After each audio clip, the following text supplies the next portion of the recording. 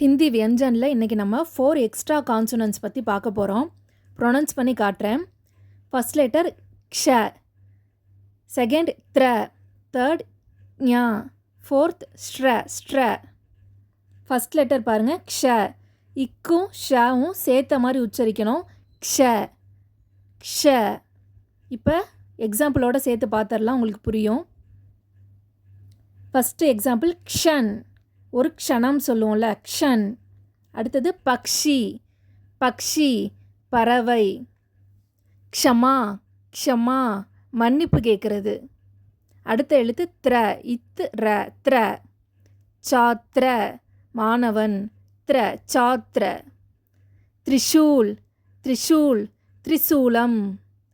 த்ரிகோன், த்ரிகோன் அப்படின்னா ட்ரையாங்கிள். அடுத்து வேறு சில எக்ஸாம்பிள்ஸ் பார்க்கலாம், இன்னும் கொஞ்சம் டீட்டெயிலாக புரியும். த்ரிஷா, த்ரீ, த்ராஷிங், த்ர. இத்திர சேத்தாப்பில் படிக்கிறது. இதுதான் இந்த செகண்ட் லெட்டர் த்ர.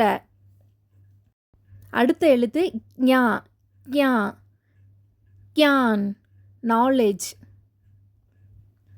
விக்ஞாபன் அப்படின்னா அட்வர்டைஸ்மெண்ட் அப்படின்னு அர்த்தம். இக்கு ஞாவும் சேர்த்து படிக்கணும். ஆக்ஞா, ஆக்ஞா அப்படின்னா கட்டளையிடுறது அப்படின்னு அர்த்தம். அடுத்த எழுத்து ஸ்ட்ர, ஸ்ட்ரவன் கேட்குறது, ஸ்ட்ரவன். ஸ்ரீ, ஸ்ரீபிரியா அது மாதிரி ஒரு மதிப்புக்குரிய எழுத்து. ஸ்ரேஷ்டதா, ஸ்ரேஷ்டதா அப்படின்னா எல்லாவற்றிலும் உயர்ந்தது. இப்போ இந்த எழுத்து எப்படி ஃபார்ம் ஆச்சுன்னா, தமிழ் கூட்டு எழுத்துக்கள் மாதிரி வரும். இக்கும் ஷாவும் சேர்ந்தது க்ஷ, இத்து ராவும் சேர்ந்தது த்ர, இக்கும் ஞாவும் சேர்ந்தது ஞா, இஷ் ப்ளஸ் ர சேர்ந்தது ஸ்ட்ர. ஓகேங்களா, இது புரிஞ்சிருக்குன்னு நினைக்கிறேன். இப்போ அடுத்த வீடியோவில் ஹிந்தி மாத்ராஸும் அந்த எழுத்துக்கள் எப்படி உருவானுச்சுன்றதை நம்ம பார்த்துடலாம். வீடியோ பிடிச்சிருந்ததுன்னா சேனல் லைக் பண்ணுங்கள், சப்ஸ்கிரைப் பண்ணுங்கள்.